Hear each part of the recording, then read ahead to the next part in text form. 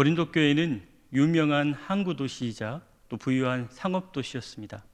사도 바울은 이 고린도를 2차 전도 여행 때 방문하여서 1년 반 동안 체류하면서 그곳의 헬라인 중심의 신생교회를 탄생케 하였습니다. 그리고 이 고린도 교회는 성령의 풍성한 능력으로 말미암아 방언하고 또 예언하고 능력을 행하는 아주 능력 있는 교회가 되었습니다.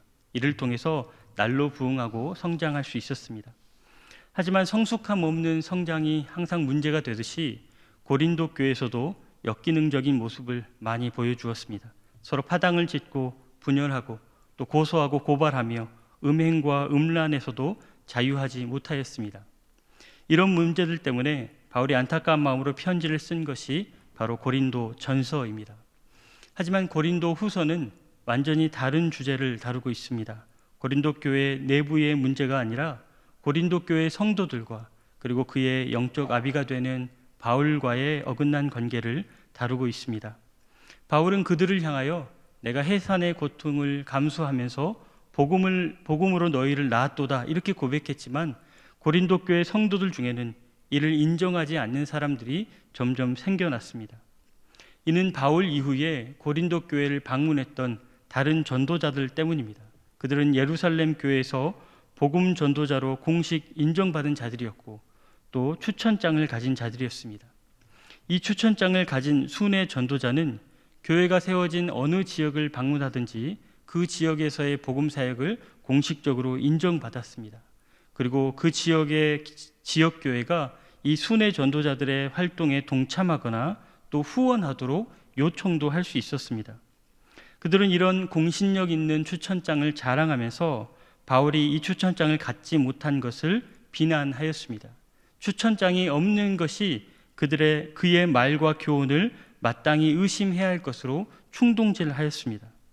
이에 대해서 바울은 자신도 남다른 추천장을 가졌노라고 단호하게 주장합니다. 그 장면이 고린도후서 3장 말씀인데 너희는 우리의 편지라 우리 마음에 썼고 뭇 사람이 알고 읽는 바라 너희는 우리로 말미암아 나타난 그리스도의 편지니 이는 먹으로 쓴 것이 아니요 오직 살아계신 하나님의 영으로 쓴 것이며 또 돌판에 쓴 것이 아니요 오직 육의 마음판에 쓴 것이라. 바울의 추천장은 다른 사람들의 추천장과 완전히 질적으로 다른 것입니다. 그것은 예루살렘으로부터 온 것이 아니라 그리스도로부터 온 것입니다. 또 그것은 복음 활동을 하기 위한 자격이나 조건이 아니라 이미 복음 활동으로 말미암아 그 결과로 생겨난 또 복음의 열매였습니다. 그래서 다른 사람들의 것이 사람이 종이에 그리고 문자로 기록한 추천장이라면 바울의 것은 사람이 아닌 하나님이 그리고 종이가 아닌 성도들의 마음에 그리고 펜과 잉크가 아닌 복음과 성령으로 쓴 것입니다. 이 두 추천서를 비교하는 것은 마치 돌판에 새겨진 율법과 또 성도들의 마음판에 새겨진 복음을 비교하는 것과 같습니다. 그렇다면 어느 것이 더 영광스러운 추천장이 되겠습니까? 그럼에도 바울의 사도적 권위에 대한 의심과 비난은 쉽게 꺾이지 않았습니다. 오늘 본문을 보니 추천장 외에도 바울을 비난하고 모함하는 근거가 여러 군데 발견됩니다. 7절 말씀 같이 보시겠습니다. 너희는 외모만 보는도다. 만일 사람이 자기가 그리스도에게 속한 줄을 믿을진데 자기가 그리스도에게 속한 것 같이 우리도 그러한 줄을 자기 속으로 다시 생각할 것이라. 여러분, 외모만 본다는 것이 무슨 뜻이겠습니까? 바울의 이 외적인 모양, 그의 옷차림이나 생김새나 생활 환경이나 기타 여러 가지 겉으로 드러난 것들 중에서 단 하나도 고급스럽거나 고상한 것이 없었다는 것입니다. 그래서 비난하는 자들은 바울의 외적인 모습을 흠잡으며 이것으로 그가 그리스도에게 속한 사람이 아니라고 비방하였습니다. 비방은 여기서 끝이 아닙니다. 10절을 보면 바울의 마음을 가장 아프게 한 그런 내용이 담겨 있습니다. 그들의 말이 그의 편지들은 무게가 있고 힘이 있으나 그가 몸으로 대할 때는 약하고 그 말도 시원하지 않다 하니. 바울은 언변이 좋은 사람은 아니었던 것 같습니다. 바울이 언어적으로 지식이나 지혜가 모자랐다는 것이 아니라 언어적인 은사가 화려하지 못했다는 의미입니다. 게다가 잘 아시는 것처럼 바울은 하나님께 3번이나 죽기를 각오하고 구하였으나 또 얻지 못한 이 육체의 가시가 있었습니다. 이렇게 바울은 볼품없는 외모에 또 어눌한 언변에 그리고 부끄러운 신체적 약점까지 더해져서 사도는커녕 하나님의 일꾼으로서도 전혀 적합하지 않은 그런 사람으로 취급받고 있습니다. 여러분, 우리도 이런 경험이 아마 있으실 겁니다. 사도 바울만큼은 아니지만 하지만 나의 권위에 도전하는 사람들, 또 나의 수고와 헌신을 깎아내리는 사람들을 우리가 쉽게 만났을 것입니다. 가장 먼저는 가정 안에서도 그런 일이 있습니다. 가장으로서의 권위를 아내가, 배우자가 인정해 주지 않을 때도 있습니다. 어머니의 헌신과 수고를 우리 자녀들이 몰라줄 때가 있습니다. 또 교회 안에서도 귀한 직분으로 여겨서 맡은 직분을 최선을 다해 섬겼는데 이것이 작은 직분이라 하여 아무도 알아주지 않은 경우도 있습니다. 또 직장에서 중요한 직책을 맡았지만 나이가 연소하다고, 학력이 별 볼 일 없다고 무시당하는 경우들도 있습니다. 이렇게 우리의 권위와 수고가 완전히 무시당할 때 우리는 믿는 사람으로서 이런 일을 어떻게 대처해야 될까요? 어떻게 우리의 권위를 다시 세울 수 있을까요? 오늘 바울의 모범을 통해서 그것을 3가지로 살펴보겠습니다. 첫 번째, 나를 대적하는 자들에게 온유와 관용을 잃지 말아야 합니다. 1절 말씀 같이 보시겠습니다. 너희를 대면하면 유순하고 떠나 있으면 너희에 대하여 담대한 나 바울은 이제 그리스도의 온유와 관용으로 친히 너희를 권하고. 1절 전반부에 기록된 내용은 당시 바울을 비난하던 말을 그대로 인용한 것입니다. 바울은 대면에서 만나보면 정말 별 볼 일 없는 유약한 사람인데 꼭 얼굴 안 보고 얘기할 때만, 편지 글로만 서로 이렇게 대화할 때만 센 척을 한다는 것입니다. 이에 바울이 2절로 답합니다. 또한 우리를 육신에 따라 행하는 자로 여기는 자들에 대하여 내가 담대히 대하는 것 같이 너희와 함께 있을 때에 나로 하여금 이 담대한 태도로 대하지 않게 하기를 구하노라. 바울은 자신을 육신에 따라 행하는 자라고 취급하는 사람들, 즉 자신을 하나님의 일꾼으로 합당하지 않다고 여기는 사람들 앞에서는 강경한 태도를 결코 포기하지 않겠다고 말합니다. 억지 비난에 있어서는 강경하게 굴 것입니다. 하지만 이런 충동질에 흔들리고 또 마음이 상했을 고린도 교회 성도들 앞에서는 어떠한 경우라도 이러한 강경한 태도를 보이지 않기를 바란다고 고백하고 있습니다. 오히려 이 성도들을 향한 바울의 한결같은 마음은 1절 마지막 부분에 고백한 것처럼 또 그리스도께서 이미 모범을 보이신 것처럼 온유와 관용입니다. 오로지 온유와 관용으로만 이 고린도 교회 성도들을 대하겠다고 다짐하고 있습니다. 우리는 흔히 예상치 못한 비난을 받았을 때 굉장히 마음이 강팍해지기 쉽습니다. 그것도 내가 사랑했던 사람이, 내가 아꼈던 사람이 나의 시간과 물질을 또 수고를 아낌없이 베풀었던 바로 그 사람들이 나를 비난할 때 이 강팍한 마음이 더욱 굳어질 것입니다. 그래서 내가 비난받은 만큼 나도 비난하고 싶고 또 나의 허물을 들춰내는 만큼 나도 그들의 허물을 다 폭로하고 싶을 것입니다. 이게 당연한 감정입니다.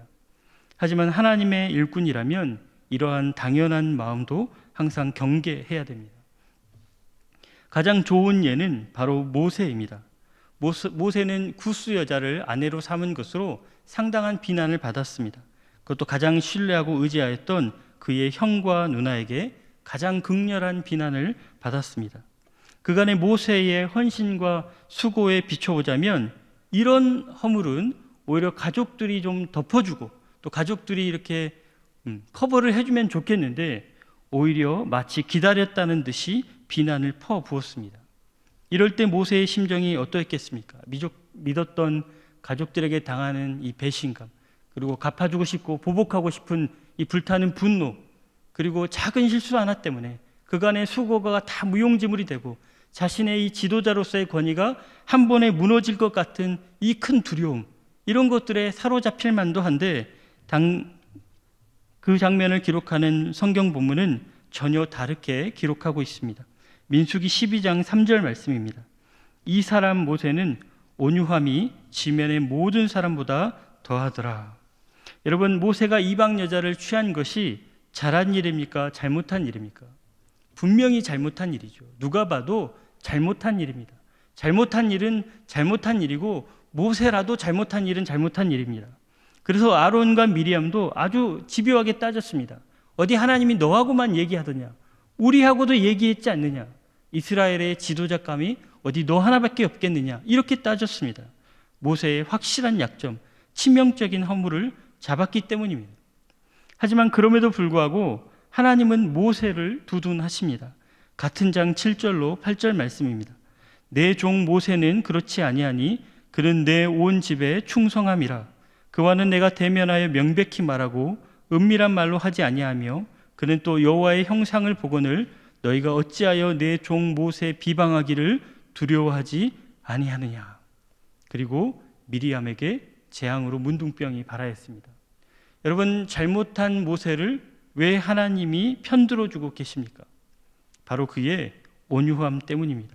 지나친 비방과 이 비난을 같은 방식으로 맞서지 않고 보복하거나 안갚음하지 않고 또 한편으로는 자기의 허물을 감추거나 또 핑계 삼거나 그렇게 하지도 않고 오로지 온유함으로 인내하며 겸손히 하나님의 판결에 자신을 맡겼기 때문입니다.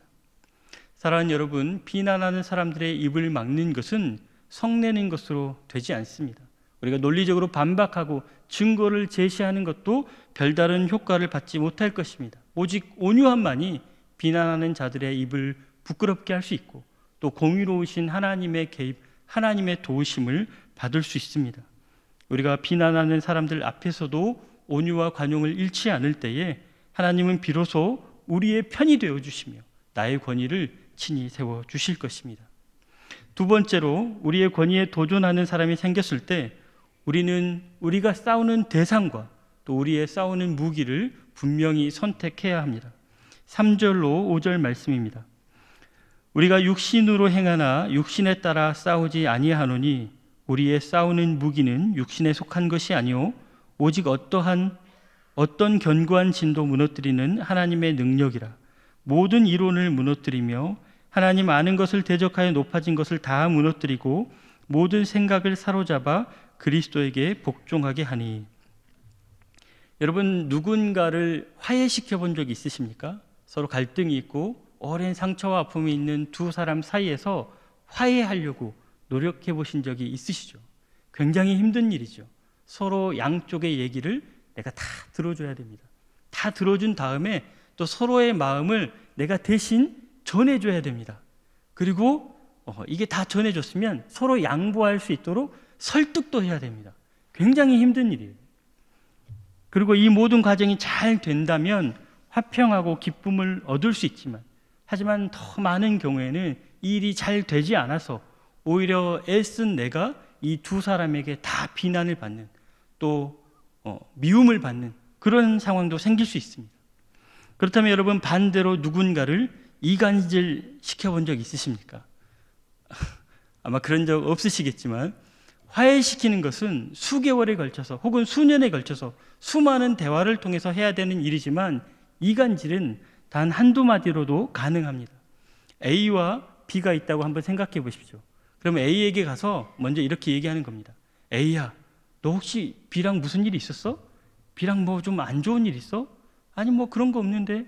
그래? 근데 왜 그런 식으로 얘기하지? 무슨 얘기했는데?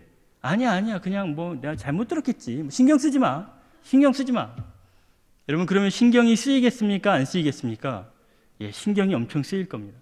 그러면 이제 B에게 가서 똑같이 얘기하는 겁니다. B야, 너 혹시 A랑 무슨 일 있었어? 아니 뭐 별일 없었는데. 야, 별일 없는데 왜 걔가 그런 식으로 얘기하지? 아, 내가 잘못 들었는가 보구나. 그래, 잘못 들었을 거야. 신경 쓰지 마. 그러면 두 사람이 신경을 계속 쓰면서 서로를 바라볼 때 의심과 비난의 눈초리로 저 자식이 나에 대해서 뭐라고 말하고 다녔을까, 이런 원망으로 바라보게 됩니다. 그러다 누가 실수로 이게 손만 들어도 자기를 때리는 건 줄 알고 서로 비난하고 원망하고 다투게 됩니다. 여러분, 이간질의 가장 재미있는 대목은, 하이라이트 대목은, 화해시키는 것은 잘못하면 내가 두 사람에게 다 원망을 들을 수도 있다고 했습니다. 하지만 이간질은 진짜 신기하게 그 싸우는 두 사람이 나를 다 자기 편인 줄 압니다. 그래서 저 사람의 험담을 이 사람이 나한테 와서 하고, 이 사람은 저 사람의 험담을 나한테 와서 합니다. 그래서 저는 가만히 앉아서 두 사람의 은밀한 비밀을 다 알게 되는 거죠. 이게 이간질의 묘미입니다. 여러분. 안 해보셨죠? 제가 예수 안 믿었으면 이런 짓을 아직도 하고 다닐 텐데 지금은 화해하는 사람으로 애쓰고 있습니다. 하여튼 여러분, 이것이 원래는 이런 이간질을 누가 하는 일이겠습니까? 바로 사탄이 하는 일입니다. 사탄이 가만히 앉아서 서로를 원망하게 하고, 그리고 자기가 이간질 해놓고 자기가 가장 든든한 지원군인 채 하는 것이 사탄의 전략입니다. 오늘 본문도 그런 맥락 가운데 있습니다. 바울을 비방하고 바울을 폄하하는 사람들은 다른 복음 전도자들이었습니다.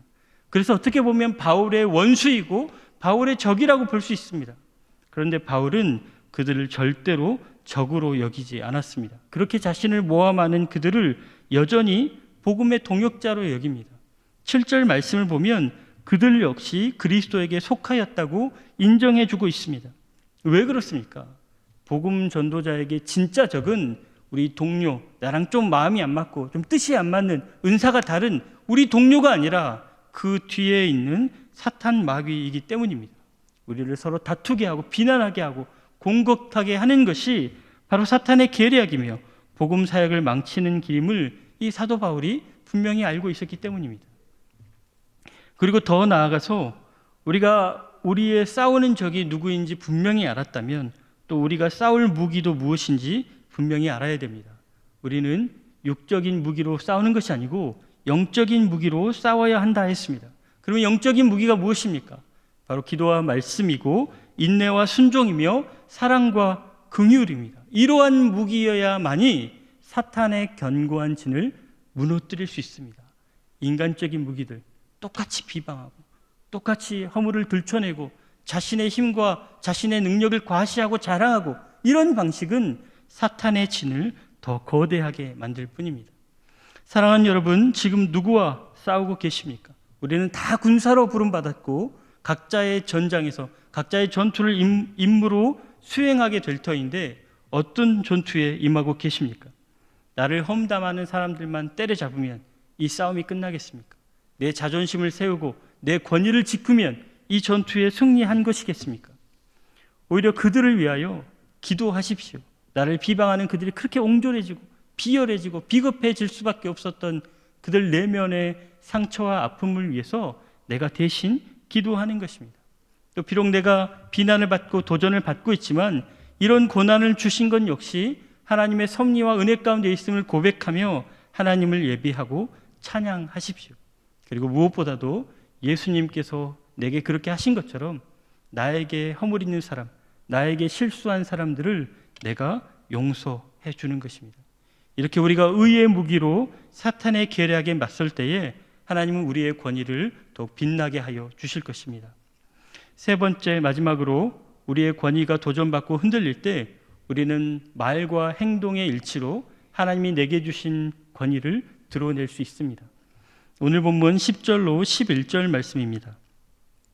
그들의 말이 그의 편지들은 무게가 있고 힘이 있으나 그가 몸으로 대할 때는 약하고 그 말도 시원하지 않다 하니 이런 사람은 우리가 떠나 있을 때의 편지들로 말하는 것과 함께 있을 때에 행하는 일이 같은 것임을 알지라. 바울은 말은 시원치 않으면서 글로만 강하다는 이 비난을 전혀 다른 방식으로 반박합니다. 말이든 글이든 이게 중요한 게 아니고 행동으로 지키는 것이 중요하다 했습니다. 그래서 말 잘하는 저 사람들이 과연 자기가 말하는 것을 지키고 있는지 한번 평가해보라, 이렇게 얘기합니다. 바울 자신은 말이든 글이든 나는 분명히 당신들이 보는 앞에서 다 행하였노라고 자신 있게 주장하고 있습니다. 방금 우리가 읽은 11절 말씀을 메시지 성경에서는 이렇게 풀어서 기록합니다. 우리는 여러분을 떠나서 편지로 쓴 것을 여러분 곁에 있으면서도 그대로 행하는 사람입니다. 여러분을 떠나 있든 여러분과 함께 있든 편지로 쓰던 직접 말하든지 간에 우리는 동일한 사람입니다. 여러분, 우리가 교회에서의 모습과 우리 직장에서의 모습이 다르다면 어떻겠습니까? 우리가 일이 잘 풀릴 때는 정말 젠틀하고 유머러스하고 또 관대한 사람이었다가 일이 꼬이고 뜻대로 안 될 때는 돌변하는 사람이라면 누가 나의 권위를 인정해 주겠습니까? 또 말로는 천사같이 다 해줄 것처럼 얘기하다가도 정작 도움이 꼭 필요할 때는 이것 따지고 저것 따지고 이 핑계 저 핑계 그렇게 말하는 사람을 누가 신뢰하고 누가 의지하겠습니까? 사도 바울은 먼저 보낸 편지에서 하나님의 나라에 대해서 이렇게 설명합니다. 하나님 나라는 말에 있지 아니하고 오직 능력에 있노라. 그만큼 말의 실천이 중요하며 하나님께서 인정하시는 사람은 말 잘하는 사람이 아니라 말한 것을 지키고 실천하는 사람이라는 뜻입니다. 사랑하는 여러분, 영적 권위는 세상의 조건과 자격으로 취할 수 없습니다. 세상의 힘겨루기로 이것을 세울 수도 없습니다. 오직 하나님께서 친히 세워주시며 굳이 내가 할 일이 있다면 그것은 내가 하나님 편에 서 있다는 것을 보여주기만 하면 됩니다. 여호와의 선지자로서 갈멜산에서 이방 선지자와 싸웠던 엘리야는 이렇게 기도합니다. 아브라함과 이삭과 이스라엘의 하나님 여호와여, 주께서 이스라엘 중에서 하나님이신 것과 내가 주의 종인 것과 내가 주의 말씀대로 이 모든 일을 행하는 것을 오늘 알게 하옵소서. 이렇게 기도할 때 하나님께서 엘리야의 제단에 불을 내려주시고 그래야 그의 영적 권위를 세우시며 그에게 하나님의 권능이 있음을 온전히 불어내 주셨습니다. 그러니 여러분, 우리 안에 나의 권위를 깎아내리고 나의 수고 헌신을 무시하는 사람들이 나타났을 때 여러분 두려워하지 마십시오. 낙심하지 마십시오. 내가 인정받지 못한 것 때문에 원망하거나 다투지 마십시오. 오히려 이럴 때에 온유와 관용을 드러내십시오. 기도와 말씀으로 그 뒤에 있는 악한 마귀를 대적하십시오. 그리고 무엇보다도 주님의 말씀을 몸소 실천함으로 믿는 자로서의 모범을 보이십시오. 이렇게 사는 것이, 이렇게 하는 것이 정말 믿는 자이구나, 하나님의 일꾼의 모습이구나, 이걸 보여주십시오. 바로 이럴 때에 하나님은 나와 동행하시며 나에게 능력을 주시며 그리고 나를 통하여 하나님이 기뻐하시는 모든 일들을 이루어 가실 줄 믿습니다. 저와 여러분이, 우리 노량진교회가 하나님께 이렇게 쓰임받기를 주님의 이름으로 축원합니다. 기도하겠습니다. 아버지 하나님, 나를 인정해 주지 않는 사람들, 깎아내린 사람들, 심지어 모욕하는 사람들까지도 다 하나님께서 붙여주신 사람임을 고백합니다. 이들을 통하여 오히려 나를 단련하시고 훈련하시며 나의 믿음의 진정성을 시험하시는 줄 아오니 하나님이 이에 넘어지지 않게 하시고 오히려 하나님을 끝까지 신뢰함으로 영적 권위를 드러내게 하옵소서. 예수님 존귀하신 이름으로 기도드리옵나이다. 아멘.